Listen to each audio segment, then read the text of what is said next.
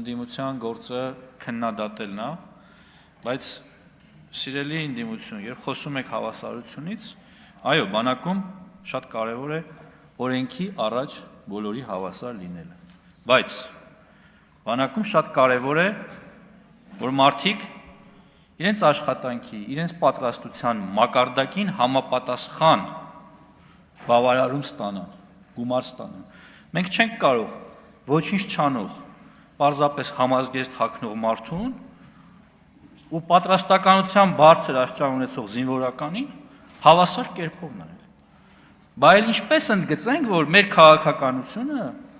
եւ մեր իդեալը լավ զինվորականն է։ Հիմա հարց է բարձրացվում թիկունքային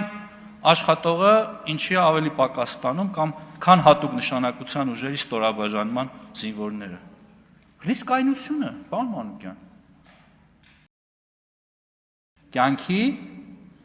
հետ կապված ռիսկերով պայմանավորված, ֆիզիկական պատրաստվածության մակարդակով պայմանավորված։ Համակարգերը, մեխանիզմները այսօր հավասարապես ստեղծված են բոլորի համար։ Ու չի կարող լինել այսօր բանակում մեկը, ով ասի ես ունեմ բարձր պատրաստվածություն, բայց այսօր ես չեմ գնահատվում, ես չեմ վարձատրվում։ Չկա նման բան պարզապես։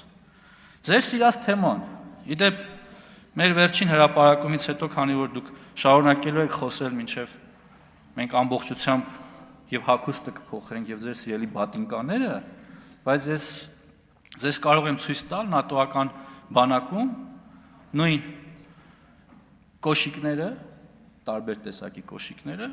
գունային տարբեր երանգներ են ունենում, բայց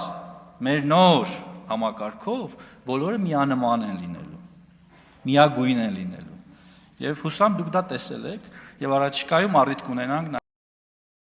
նաեւ ավելի հանգամանալից եւ ավելի հիմնավոր դա ձեզ ցույց տալու եւ մեր հանրության դատին հանձնելու։ Եթե ժամանակ ունենք եւս մի րոպե ձեր թույլտվությամբ,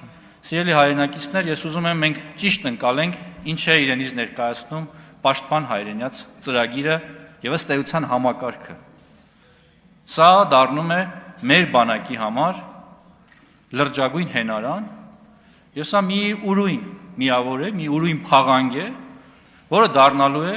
մեր բանակի հենասյունը ու դառնալու է մեր բանակի պայմանագրային համալրման ամենակարևոր խողովակը։ Սա խողովակ է, որը կապում է պարտադիր ժամկետային զինծառայությունը պրոֆեսիոնալ պայմանագրային ծառայության հետ։ Եվ քանի որ մեր տեսլականն է ունենալ պրոֆեսիոնալ բանակ, բայց միևնույն ժամանակ չհրաժարվել ժամկետային ծառայությունից, Առաջ ես այս ամբիոնից ասում էի, որ աշխարհը խառն է, տեկտոնական, աշխարհաքաղաքական, պլիտաները շարժվում են եւ որպես կանոն փոքր պետությունները նման իրավիճակներում վտանգված են, պետք է զգույշ լինենք, շրջահայաց լինենք, խոհեմ լինենք, 4 կողմը նայենք, 7 չափենք, 1 կտրենք եւ այլն, եւ այսօր ես կարող եմ ասել, որ մենք 7 չափել, 1 կտրել ենք, զգույշ, շրջահայաց, խոհեմ ենք եղել եւ դրա շնորհիվ այսօր այդ փոթորկից Հայաստանը, մեր պետությունը հանել ենք խաղաղ ջրեր, հաստատել ենք խաղաղություն։ Այսօր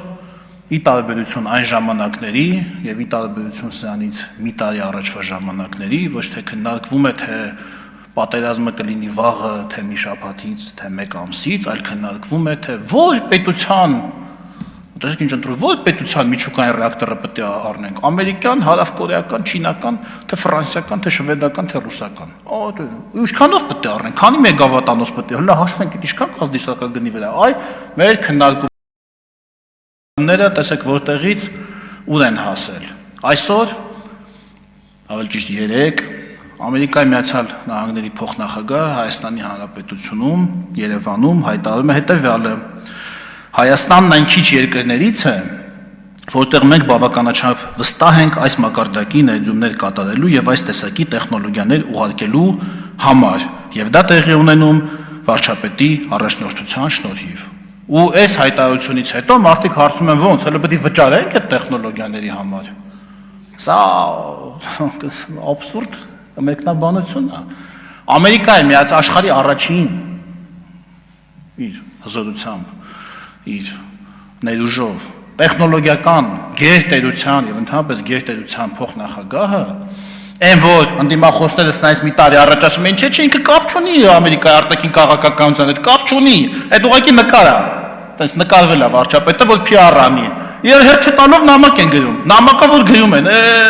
անգլերները բացվել է մի, գրում են էջերով ավետարաններից, բաներից, մեջբերումներով, որ կապ չունի, եք այդ նամակները գրում այդ մարդուն։ Вообще կապ չունի այդ մարդը, հա։ Հիմա ասում են ոնց, ատոմական համար դեպի փող տանք մենք, չեք նվիրելու մեզ ատոմական, չհասկացանք։ Տրիփն են սարքում։ 74% բաժնեմասունները են ունդ գրում, ոնց թե։ Մենք նվեր եք անում, հələ 74%-ը մենք չբաժնեմաս եք ունենալու, абսուրդ։ Ասում եմ արդեն Հայաստանը դառնալու է տարածաշրջանային տնտեսական հանգույց, թե հենակետ, եթե հենակետ։ Դա չեն լսում մարդիկ, լավ ինչ են ուզում մեր ընդդիմախոսները, ինչ են ուզում, սիրելի հայրենակիցներ, խաղաղությունը հաստատված է և այդ խաղաղությունը պետք է պաշտպանել և առաջիկա ամիսներին մեզ սպասվում են շատ դժվար ժամանակներ, քարոզչական հարձակումներ, հիբրիդային հարձակումներ, բայց ես համոզված եմ, որ հունիսի 7-ին դուք կպաշտպանեք ազատված սահմանից ներս պարոն Դանիելյանի այդ սրբազան կոչված չգիտեմ ինչի շարժումը նկատի ունեմ էլի, բայց շարժման այդքան էլ նման չէր, դրա բոլոր թեզերը ակնհայտորեն սուտ են դուրս եկել։ Այդ շարժումից վերջնարդյունքում մնացել է գրկած ինչ-որ մի հատ ֆոտո, ուրիշ բան չի մնացել դրանից։ Ինչևէ, բանակցային գործընթացի ողջ ընթացքում ընդդիմությունը խոսում էր հետևյալի մասին, ասում էր միակողմանի զիջումներ են, ասենք բան է իրեն բուֆետում միկրոալիքային վարանը, որ աշխատողները բացում էր ընդդիմության տենց ելույթներ մեջից միացած, ասում էր միակողմանի, պայմանագիրը հրապարակվեց, մեջը միակողմանի տառ անգամ չկա, այս 20 օրա, չէ 20 չէ շատ, արդեն 30 օրից ավել անգացման են գալի մի հատ միակողմանի դրույթ գտնեն, միջև հիմա չեն գտել, այս քառորիայի սկզբում եկել էին, ասում էին հեսա կխոսանք այդ ամսի 8-ից, այսօր ըստ երևույթին այդ խոսալու օրն է եւ օ հրաշք լեռը մուկ ծնեց։ Չնայած լեռը չգիտեմ որքանով է տեղին ասված։ Ասում եմ Շուշի հադրութ էիք խոստանում, բա եկեք, բան ասեք, ժողովուրդ ջան, Շուշի հադրութ խոստանալու մասին է, մնացածի մասին էլ մենք բազմիցս ասել ենք։ Մենք մեր սխալները ամենաշատն ենք խոստովանել առհասարակ։ Ասում եք 18-ից հետո ձեր քաղաքականությունը, ձեր էսը, ձերենը, հա, ժողովուրդ ջան, մենք մեր սխալները հասկացել ենք, մենք մեր սխալները բարձրաձայնել ենք, մենք ինքներս ներողություն ենք խնդրել մեր հանրությունից, որ Տիկին Վարդան, մենք ներողություն ենք խնդրել հանրությունից այն պատճառով, որ նաև ձեր կողմից պրոպագանդվող բաների տակ ենք եղել, որ այն մոդելի մեջ ենք եղել հայրենասիրության, որը մեր համար գրված է եղել կայսրությունը, որ այո, ինքներս դրա կրողն ենք եղել, մենք ինքներս դա անցալել ենք։ Ու մենք ինքներս հասկացել ենք մեր սխալը ու ներողություն ենք խնդրել դրա համար։ Մենք հո դուք չենք, հասկանում եք, մենք ինքներս մարդ ենք, մենք ինքնահայեցում ունենք, մենք գիտենք, որ մենք սխալական ենք, մենք գիտենք, որ այդ սխալները կարող են հետևանքներ ունենան ու ունեցել են ցավոք սրտի այդ սխալները հետևանքներ, բայց դուք դա չունեք։ Հասկանում եք, դուք ասում եք մենք ստեղից մենք